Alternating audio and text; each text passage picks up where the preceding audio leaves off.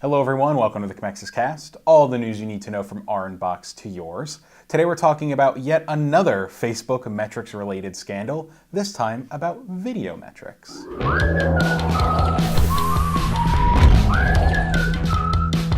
Hello everyone, I'm Matthew McGrorty, the videographer and podcaster here at Commexis. And today I am joined by the lead strategist at Commexis, Phillip. Hello. So today we were talking about Facebook's newest scandal. This one is quite literally hot off the presses. At the time of recording, I believe this story broke initially on Twitter around 4 or 5 a.m., something like that. Yeah. And there's a great Fortune piece, which I will link in our description, that we're getting a lot of this great information from.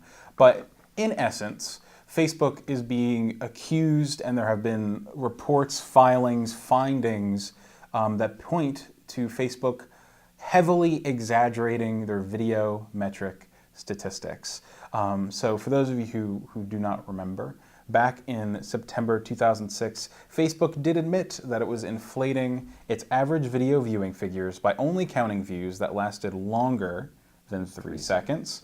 So this calculation tactic really inflated their viewing times by about 60 to 80%, and then they told this to a couple different agencies and stuff like that, and people in general, frankly, because the statistics themselves were inflated.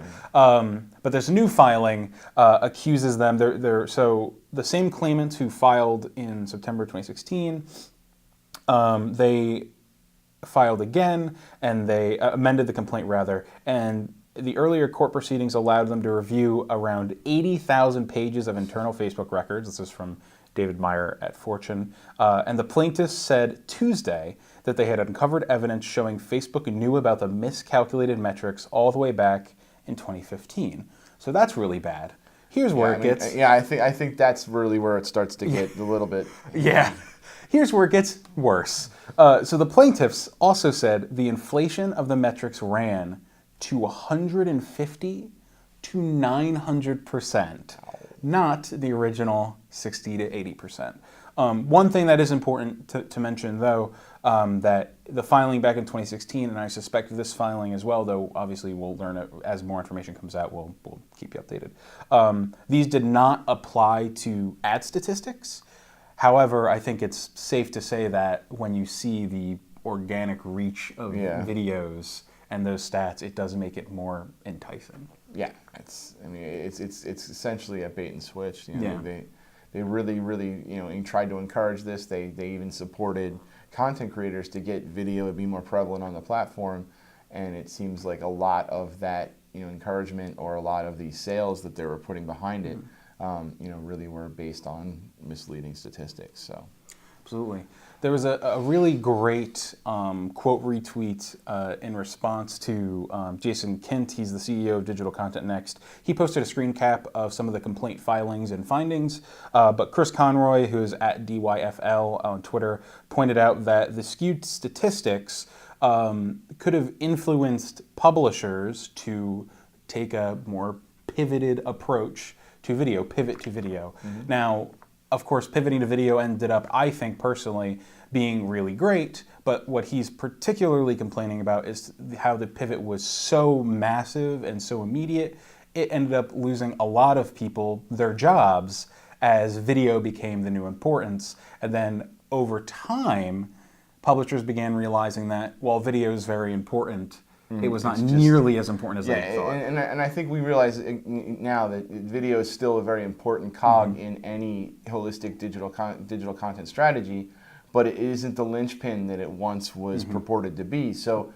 it makes collaborations like what Matt and I do here at Commexis even more important because it takes the actual development of content and disseminating it on multiple platforms, but realizing that video is just one part of an overall story that we're telling through a cohesive narrative. So, we at Commexis still very much lean towards Facebook being the primary platform for lead generation for our clients. And again, the important thing for us isn't the metrics so much as it is the leads. Are you getting the leads in through the front door, and what are you doing with them? So, as much as these statistics may kind of influence how strategy is kind of, set apart, it's kind of Formulated. It's formulated, yeah, in how we would decide where we put our dollars in each category. It's really more important to understand that for us, the end result is really more important than the data that you're seeing here. But again, this is very concerning. It's another situation where people really have a legitimate reason to feel that Facebook misled them and that millions of dollars are at stake. And with the brands in general having a little bit less amount of trust due to all the problems with programmatic and things with agencies in general, this isn't going to help at all. So yeah, absolutely. And I think you made a really great point about video just being a piece of, let's just say, the puzzle in this case, because you see publishers and brands in general, but in this case I want to talk about publishers. When I think of publishers who have really hit it off with video content, I think of Tasty, I think of The Dodo, publishers who effectively live on Facebook and social media platforms through their video content. So for them, the pivot to video was perfect and worked out, but I think the critique in particular is about how everyone was trying to do this without necessarily completely thinking. Yeah, I mean, it was a magic bullet. It was the elixir that was going to provide everything for everyone, and eventually it realized. I think we see a lot of it here now. There's like a lot of the one of the things that Len always brings up is that Fox Sports pivoted to an entirely digital homepage, and their actual the actual engagement plummeted because of it. I think you still need a combination of all the things that make internet marketing work well.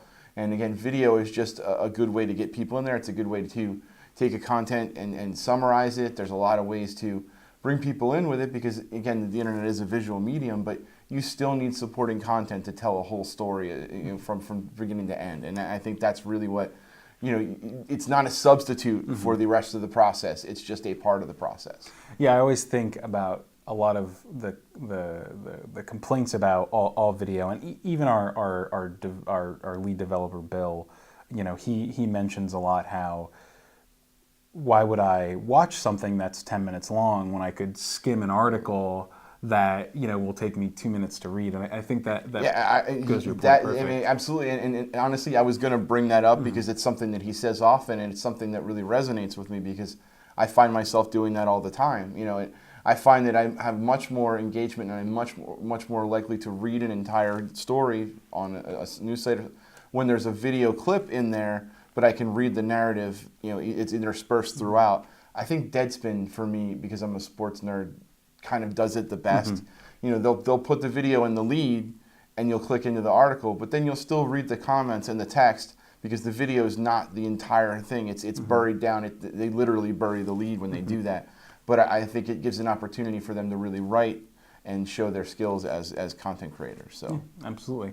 Well, thank everybody for tuning in to today's episode of the Commexis Cast. If you want to learn more about this, definitely check out our blog post in the description because we will have a link to the Fortune article, which will be, I'm assuming, continually updated. It was written at 5, got updated at 9 as of the time of this recording, and I'm sure it'll be updated many times by the end of the day. But also, there's been a lot of really great conversation and commentary on Twitter, so definitely check that out. Are there any hashtags trending about it? Not yet. It's mostly people quote retweeting Jason Kent because I have a picture of it in my notes, but the filing picture is basically there was somebody who knew about it and they were still trying to fix it. And a whole bunch of stuff. Well, thank you everybody for tuning in. Again, if you would like to watch more of us, you can check us out in full on YouTube. Follow our social media feeds to get nice little snippets of us in your content feed, content calendar, whatever you'd like to call it. And if you'd like to listen to us, you can check us out on the iTunes Podcast Store, SoundCloud, TuneIn, Stitcher, the Google Podcasts app, the Google Play Music Store, and also now on Spotify. Hey, so Spotify just opened up things for all podcasters to submit, so we submitted, so we're on there. Get us on the go on whichever app you prefer. One of these days when Pandora opens up, we're going there. And eventually I'm going to start sharing playlists on there because I'm that annoying. So. There you go. Thank you, everybody. Have a great day.